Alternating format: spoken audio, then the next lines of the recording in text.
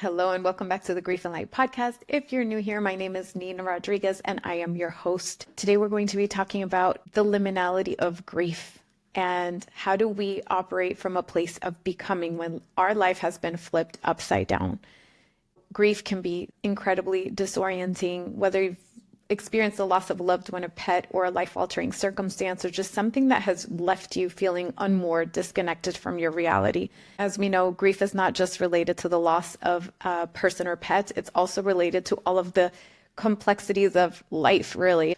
It's a response to loss and life-altering change. And in the times that we're living now, it could also be this constant barrage of change and unsettling realities that we have to face, some of us on top of navigating our personal losses. So grief thrusts us into living in a place of becoming. That means that our reality as we knew it has completely changed. Liminality is a threshold between what was and what is, who we were and who we are becoming, the version of us that we understood mostly with a sense of certainty, and who we are turning into not knowing exactly where we're going. So it's that in-between stage, it's that in-between space.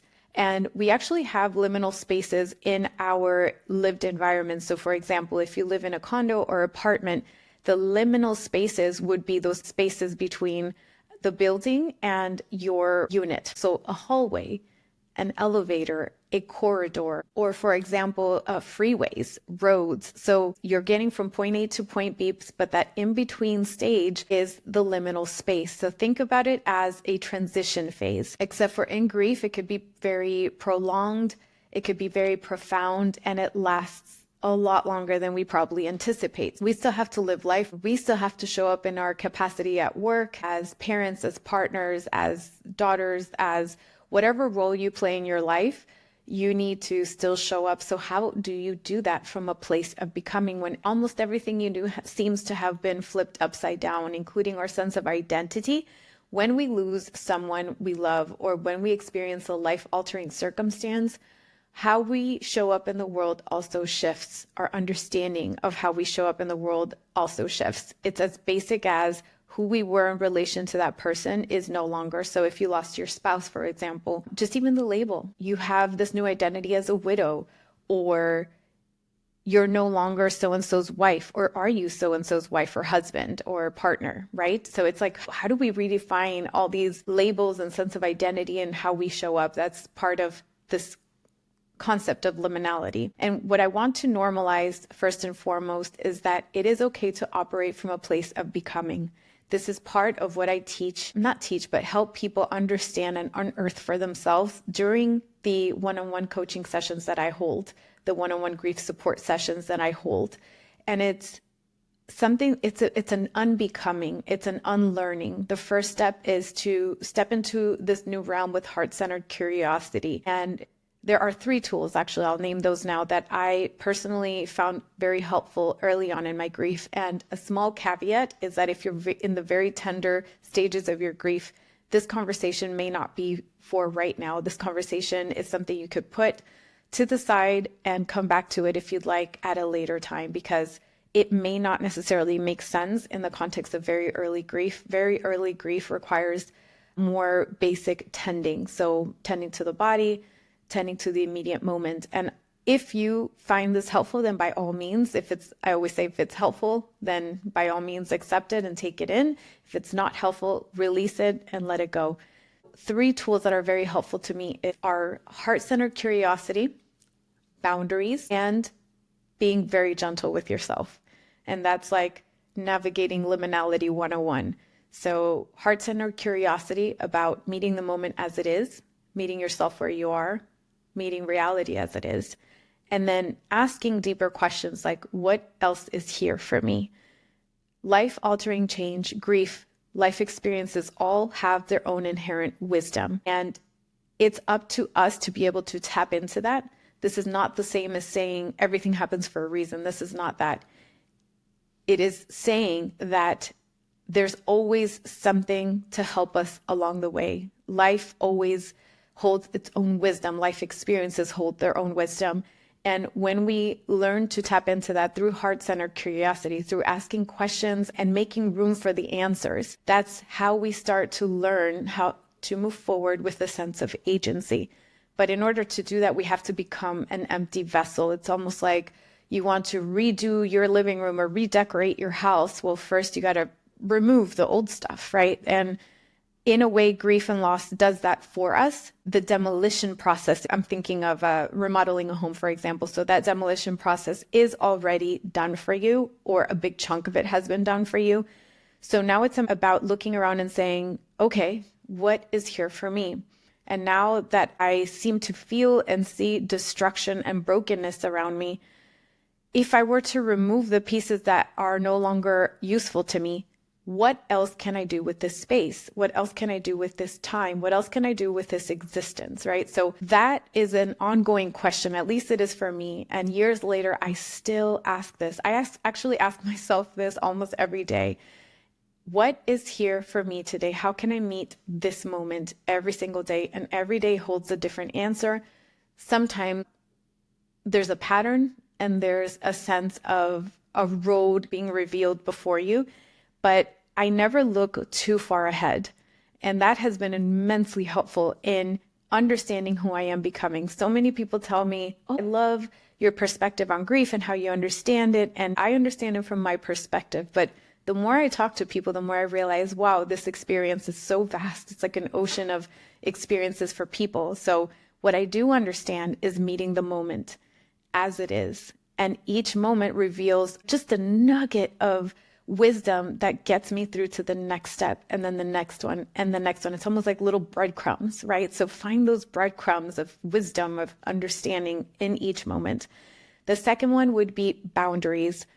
That's why we tend to our grief. Our boundaries shift after loss, and knowing what they are, how to communicate these new boundaries and our needs, and how to operate in a place that honors our lived reality as we take, steps forward, is a whole process in and of itself. And that's why I highly recommend to have a grief tending practice. And that's why we hold the virtual monthly grief circles and I hold the one-on-ones, because it is not something that necessarily comes naturally to people. We live in the context of a grief illiterate, grief avoidant society. So learning the language of grief, understanding what is grief and knowing how to navigate it is best done, in my opinion, in a group setting and with somebody who can guide you, like a grief guide. That's why we do the work we do. The second one is boundaries. And then the third one is just being very gentle with yourself. So heart-centered curiosity, boundaries, being very gentle with yourself.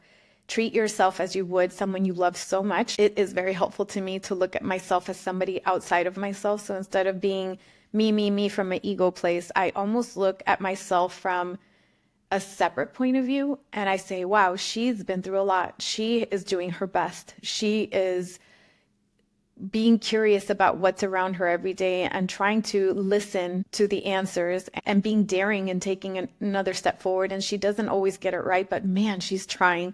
And so when I look at myself from the observer point of view, it is so powerful. And there's so much compassion there. And so being gentle with ourselves, it's having empathy and compassion for ourselves. When we do that for ourselves, when we gift ourselves that, we also are expanding our capacity to extend it to other people. And we just show up differently in the world. We show up from a very authentic place. And those are three tools that create that opening. Living in liminality could feel a lot like being lost in the woods and the sun's going down and you don't know which way to go. You don't know if you should keep going forward or if you need to turn around, and panic can set in, right? So this is where people say, I feel stuck in my grief. And that stuckness is because we are so untethered, unmoored, lost between what was, what we wish would be, shoulds and shouldn'ts and should have, and all these stressful thoughts and confusing thoughts about who we are and where we're going, that it could lead to anxiety, depression, and other mental health challenges. So while grief in and of itself is a response to loss and life-altering change, and this response is physical, emotional, mental, and I would even say spiritual. If we indulge in the confusion, this is different than resting. You can rest, But if we notice that over time, everything is getting darker, gloomier, it's more of a struggle to engage with your life, you feel you're losing your sense of agency, then it can turn into anxiety, depression, or some other mental health challenge. Or if the person already had been struggling with mental health challenges, then grief can exacerbate them. So I just want to make a bit of a difference. And again, I am not a doctor or a therapist, so this is not medical advice. I am pointing out, based on conversations I've had with therapists and doctors who say that grief unattended can turn into something sinister. So we're not talking in this context of mental health, anxiety, or depression. We are talking about navigating grief when it feels confusing and unsettling, when there's no foundation to stand on, when we're wading in like muddy waters, or it feels like we're walking on quicksand. Like, how do we get ourselves out of that? How do we keep moving forward with a sense of agency? We may feel like there's a lack of control, and we live in the context, again, of a grief-averse, grief-illiterate society. So there is immense pressure sometimes to move on and get over it, and what's wrong with you? So on top of us feeling lost, there's that external pressure, or there can be that external pressure from others to move on. So to move forward and keep walking through life, showing up as yourself, even in a place of becoming, how do we embrace becoming? How do we embrace life from a place of becoming? And this requires a shift in perspective.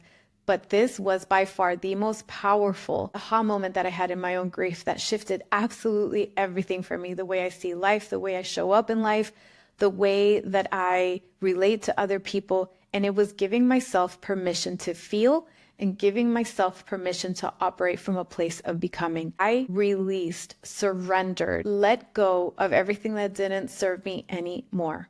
And that mostly was the stories that I told myself about what I should be. And instead of saying, I'm this age and I should be here in life, and look at this thing that ruined my life now, and who am I now? And yes, it's okay to have those questions. And at the same time, embrace the fact that humans are not a finished product ever, really. Even when we accomplish certain goals, then we get to start over and have different goals. So then we operate from a place of becoming again. Even the cells in our body, they're constantly operating from a place of becoming and shedding the old ones and the new ones and regeneration. So it's this constant cycle, more than anything, of releasing, unlearning, shedding, and then embracing, learning, and regenerating. Think about it as a consistent process of evolution in different contexts. So when life is happy-go-lucky, that evolution might look a certain way. And when life is challenging and there's grief involved, life looks a different way. The key is to allow ourselves to be fluid and adaptable within ourselves, within our environment, and with each other. It's about letting go of rigid expectations and embracing the unknown, operating from a place of, I don't know what's going to happen next. And isn't that beautiful? Isn't that the beauty of life? And think about that for a second. We are so hardwired and taught to think, I don't know what's going to happen next. Well, we better figure it out. And that's okay. We will figure it out. Trust that we are built to figure things out. And that's the beauty. Isn't that beautiful? And that's something you could adopt in saying, I don't know what's going to happen next. Isn't that beautiful? I don't know where I'm going. Isn't that beautiful? And that mindset shift may feel a little awkward, as any new thing does. But with time, there's something that shifts within you, even how that feels in your body. When you say, I'm not sure what's going to happen next. Isn't that beautiful? And sit with that and see where that feels most true in your body. That's part of tapping into that heart-centered curiosity that I mentioned earlier.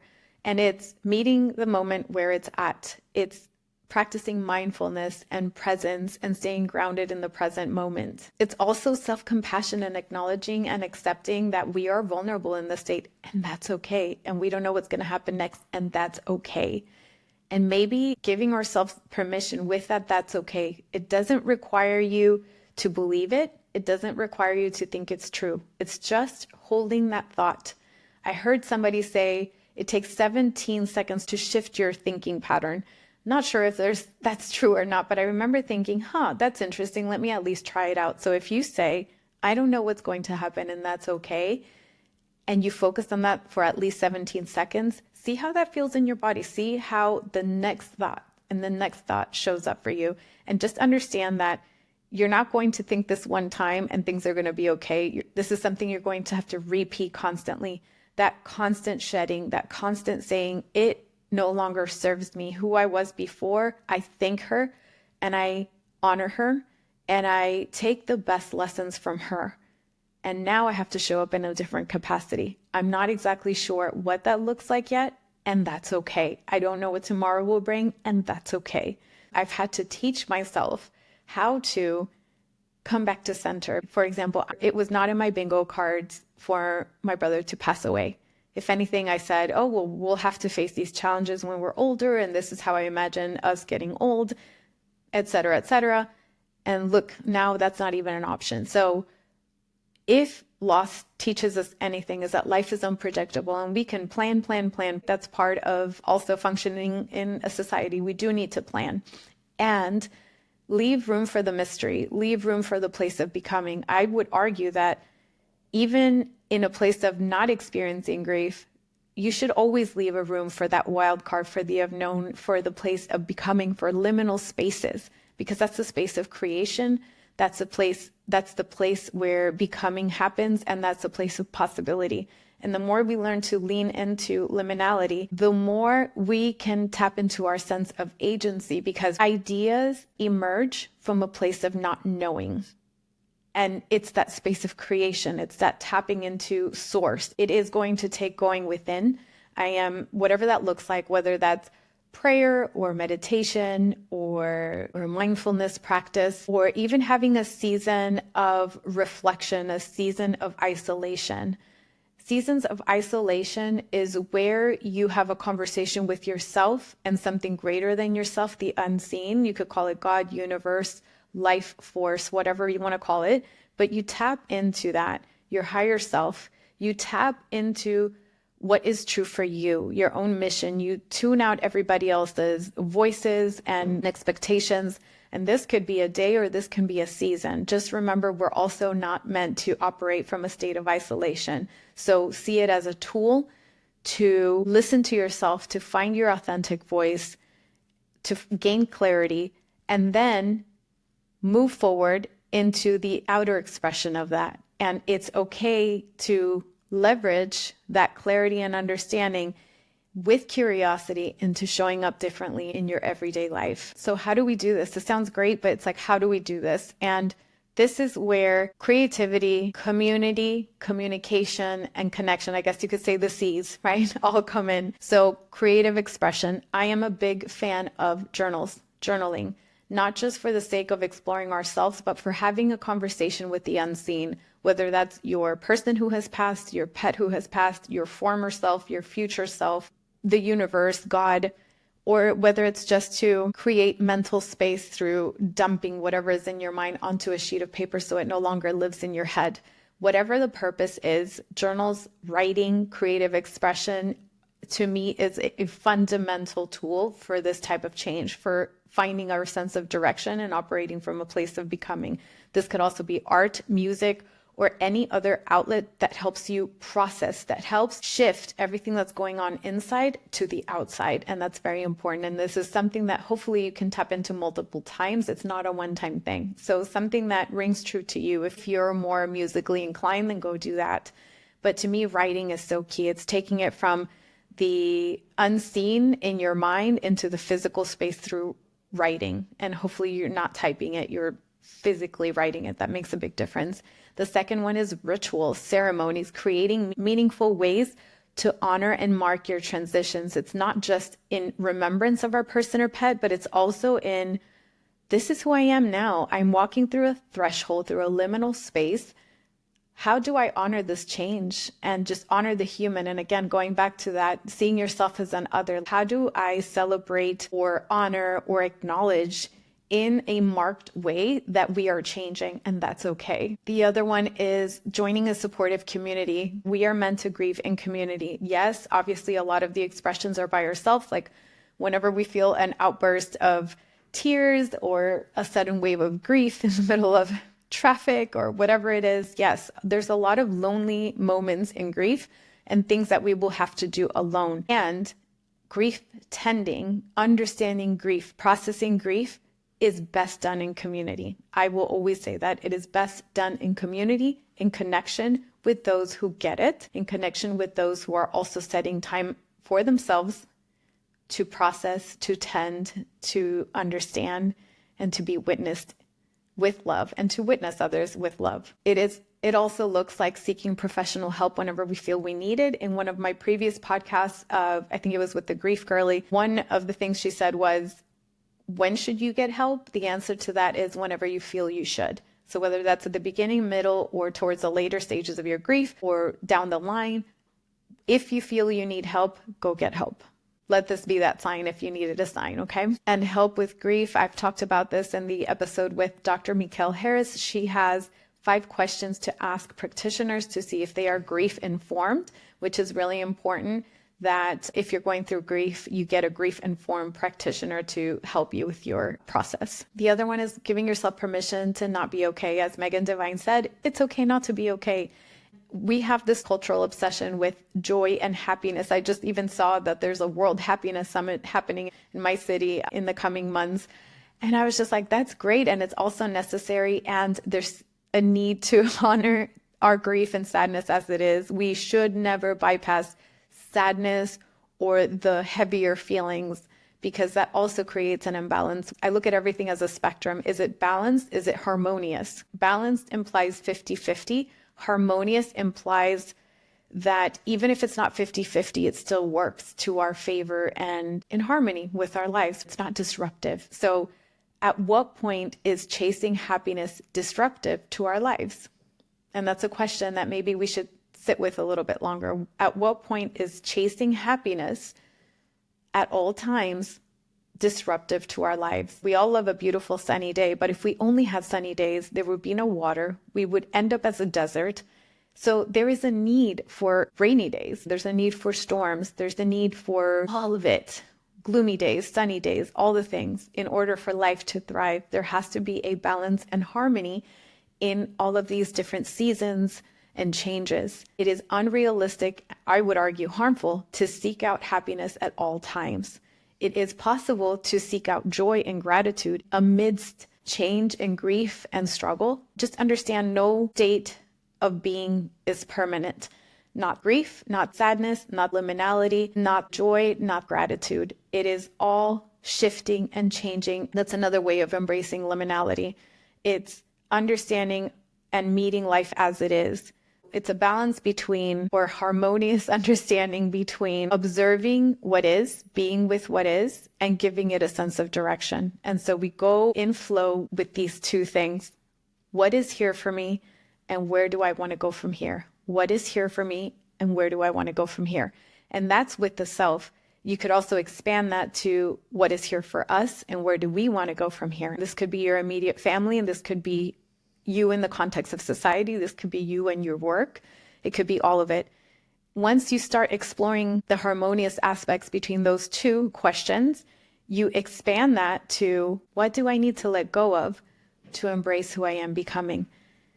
And those answers will shift with time. One thing in early grief could be the expectations to return to what was, for example. That's something we could let go of, we could release, we could surrender. And embrace, who am I becoming? Let me get to know this new version of myself. Is there something that I like now that maybe would not have been of interest to me in the past? For example, the version of me prior to my brother's loss was very goal-oriented. She loved to 10x everything. She loved plans and certainty and had a very strong hustle mindset and was very much in her masculine energy. It's that yin yang, and it was very much that masculine energy. The me after loss is softer, really appreciates authenticity and others, authentic conversations. She's way more okay with not knowing what tomorrow brings. And she's way more interested in meeting people where they are and meeting people in this moment. But that took a while to embrace her, to even understand that that's what she was doing, because initially it felt like she had lost herself. And in some ways she did.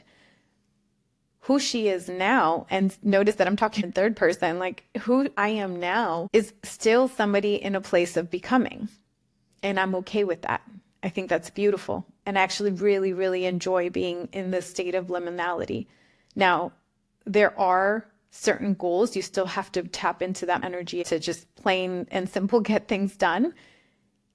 But I'm okay embracing this not knowing. There's so much light in liminality. It's a potential for profound personal growth and transformation. It's a space of potentiality.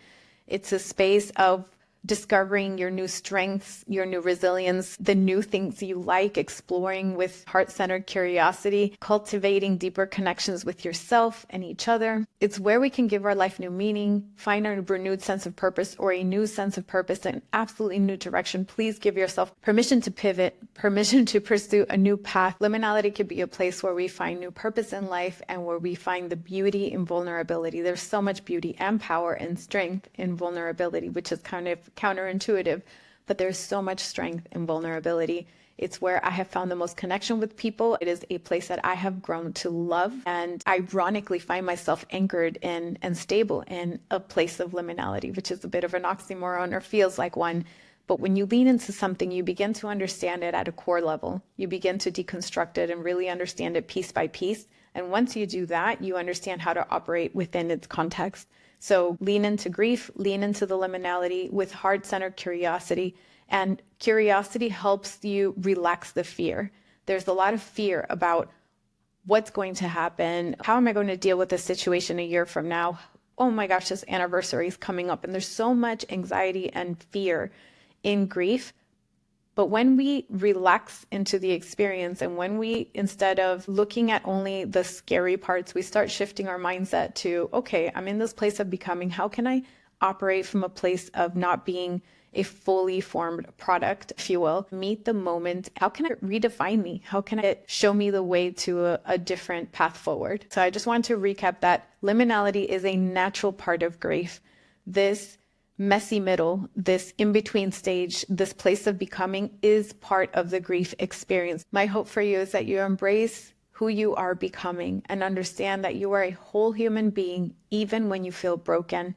You're not broken. This is a part of the human experience. Loss is a part of the human experience. All these heavier feelings are part of the human experience, as is falling into a place of imbalance. So how can you recover your sense of balance and harmony? What does that look like for you? It's going to look different for each person. What is harmonious to me may not be harmonious to somebody else. So you have to find that ratio in your own life about what works for you. And that's going to look different, and that's okay. Meeting ourselves in a place of liminality, a place of becoming, can actually be empowering, and it could show us the way to a more aligned, fulfilling life. I can personally attest to this. This does not mean the pain of the loss doesn't go away. That will always be a sort of scar in our lives. The key is to practice self-compassion as you take each step forward, as you learn who you are becoming. My question to you is, what is one thing you can do to embrace liminality today? And I would love to know what that is. I don't hear from you unless you message me, and I would love to continue this conversation with you on social media. I am most active on Instagram at Grief and Light. So feel free to send me a DM, reference this episode. So you could say liminality, this is what I did today, or this is how it showed up, or this is what shifted for me. But please feel free to reach out. I absolutely love hearing from you. I absolutely love hearing how these conversations unlock something within or help you navigate forward. It really fills me with joy. So at Grief and Light, or you could also email me info@griefandlight.com. Thank you so much for being here, and I'll see you next time.